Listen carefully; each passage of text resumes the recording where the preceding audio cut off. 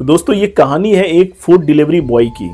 इस food delivery boy का नाम रमेश है और ये मेरा एक सब्सक्राइबर है जिन्होंने मुझे ये स्टोरी भेजी है और इनके पर्सनल जीवन की ये कहानी है जो इनके साथ घट चुकी है। ये फूड डिलीवरी का काम करते हैं, ये किसी कंपनी में काम करते हैं जिसके थ्रू रेस्टोरेंट में जाते हैं और फूड को कलेक्ट करते हैं और कस्टमर के पास डिलीवर करते हैं। जब भी इनके पास ऑर्डर आता है, ठीक है, जो कस्टमर होता है वो किसी रेस्टोरेंट के फूड को ऑर्डर करता है। इनका काम केवल होता है रेस्टोरेंट से फूड को लेना और कस्टमर को डिलीवर कर देना, और जो भी इनका चार्ज होता है, डिलीवरी चार्ज, जो इनको उस एप्लीकेशन की मदद से मिलता है जो कंपनी ने इनको प्रोवाइड किया हुआ है।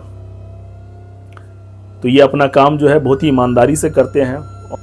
रोज की तरह रमेश एक दिन मॉर्निंग में ड्यूटी पर आता है। उसके बाद रमेश के पास एक ऑर्डर आता है एक अपार्टमेंट से। ऑर्डर काफ़ी अच्छा था। रमेश जाता है रेस्टोरेंट में जहाँ पे ये ऑर्डर बनना था, फूड जो रेडी होना था। रेस्टोरेंट वाले फूड को रेडी करते हैं, काफ़ी अच्छे से फूड रेडी होता है, पैक होता है फूड। रमेश फूड को कलेक्ट करता है और उसके बाद अपार्टमेंट के लिए वो निकल जाता है। रमेश जो है, रमेश के पास एक बाइक थी जिस बाइक पे वो फूड को डिलीवर किया करता था। बाइक से वो जाता है, उस अपार्टमेंट में पहुंचता है और ये जो ऑर्डर था वो उस अपार्टमेंट के 3rd फ्लोर से आया हुआ था।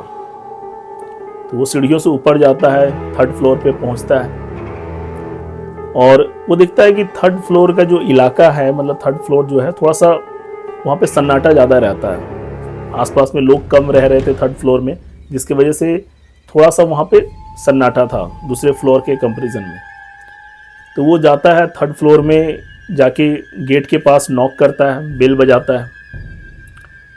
अंदर से दरवाज़ा ओपन होता है, एक लड़की डोर के पास खड़ी होती है और वो लड़की जो है अपने चेहरे पे जो ब्यूटी मास्क जो आती है, जैसे नीम के मास्क होते हैं, चंदन मास्क जो होते हैं, पेस्ट वगैरह जो होते हैं, वो लगाई हुई थी, जिसकी वजह से जो फूड डिलीवरी बॉय जो था, रमेश जो था, वो उसका चेहरा नहीं देख पाता है। वो फूड को उस लड़की को दे देता है और बहुत ही स्माइल के साथ वो लड़की लेती है और पैसे रमेश को दे देती है। रमेश उस गर्ल का फेस नहीं देख पाता है। रमेश ये नोटिस करता है कि वो लड़की बहुत ही हंसमुख नेचर की है, क्योंकि काफ़ी अच्छे से स्माइल करते हुए पैसा वो रमेश को देती है। रमेश अपार्टमेंट से बाहर आ जाता है। नेक्स्ट डे रमेश के पास फिर सेम अपार्टमेंट से, सेम एड्रेस से ऑर्डर आता है। रमेश फिर से रेस्टोरेंट में फूड को प्रिपेयर करवाता है और जाके बस उसी तरीके से उस अपार्टमेंट के अंदर जाता है, दरवाज़ा नॉक करता है, गर्ल निकलती है। इस बार थोड़ा अलग तरीके का मास्क था, जैसे पिछले बार वो कोई पेस्ट चेहरे पर लगाई हुई थी, इस बार जो पेपर मास्क आता है ब्यूटी का, वो उसने लगा के रखा हुआ था। फिर वो जो है फूड जो है डिलीवर कर देता है, फूड दे देता है उस लड़की को और लड़की भी स्माइल के साथ पैसे दे देती है। उसके बाद रमेश वहाँ से चला जाता है। थर्ड डे फिर से सेम अपार्टमेंट, सेम एड्रेस से रमेश ऑर्डर रिसीव करता है और ये जो सिलसिला है वो लगातार चलने लगता है। 1 day, 2 day, 3 day, 4 day, 5 day, 6 day, 7 day, 8 day, 9 day, 10 day. और हमेशा जब भी रमेश जाता था, कभी भी उस लड़की का चेहरा नहीं देख पाता था, क्योंकि लड़की कोई ना कोई ब्यूटी मास्क अपने चेहरे पे लगा के रखती थी, जिसकी वजह से कभी भी रमेश ने उस लड़की का चेहरा नहीं देखा था। रमेश का काम था फूड डिलीवरी करना, तो वो फूड डिलीवर करके वहाँ से पैसे लेके निकल जाता था।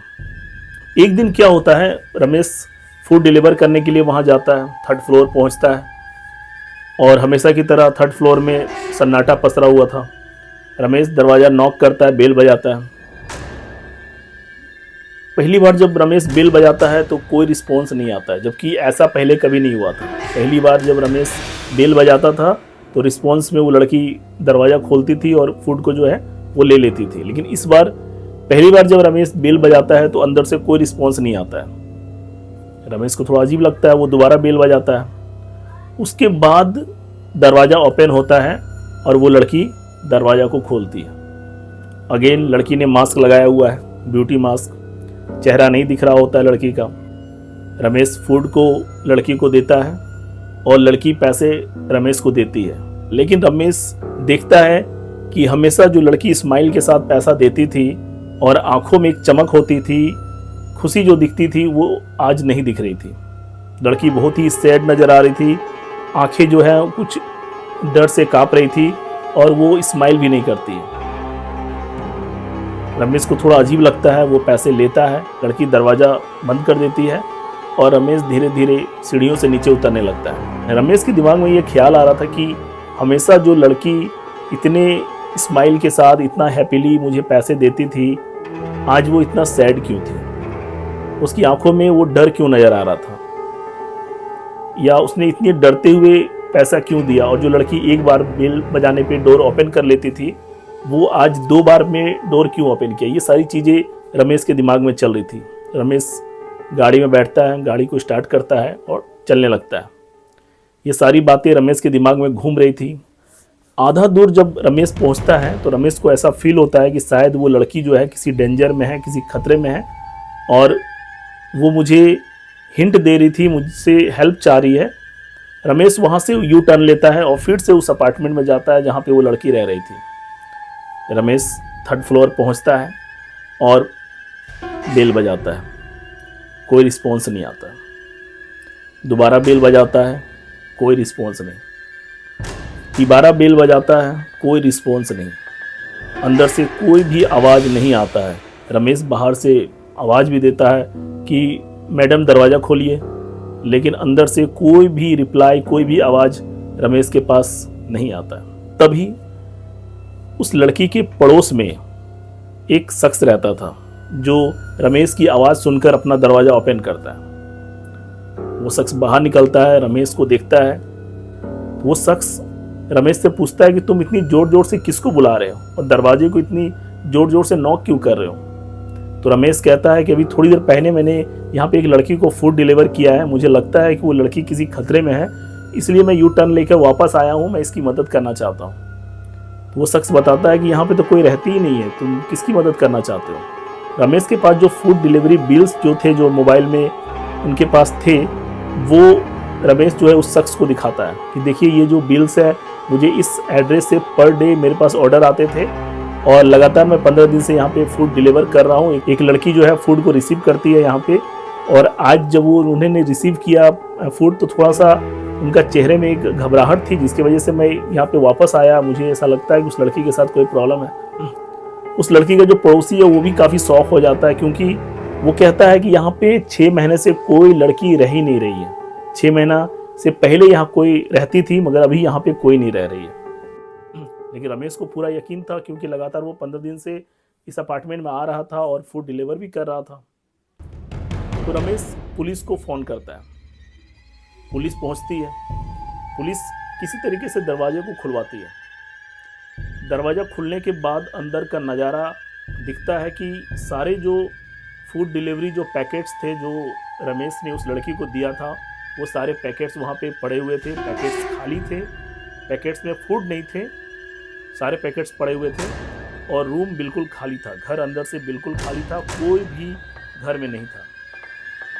रमेश को बहुत ताजुब होता है और जो पड़ोसी है वो भी बताता है यहाँ कोई नहीं रहता है। लेकिन उन फूड डिलीवरी पैकेट्स को देख के जो पड़ोसी था वो भी शॉक हो चुका था और पुलिस वाले भी थोड़े शॉक में थे।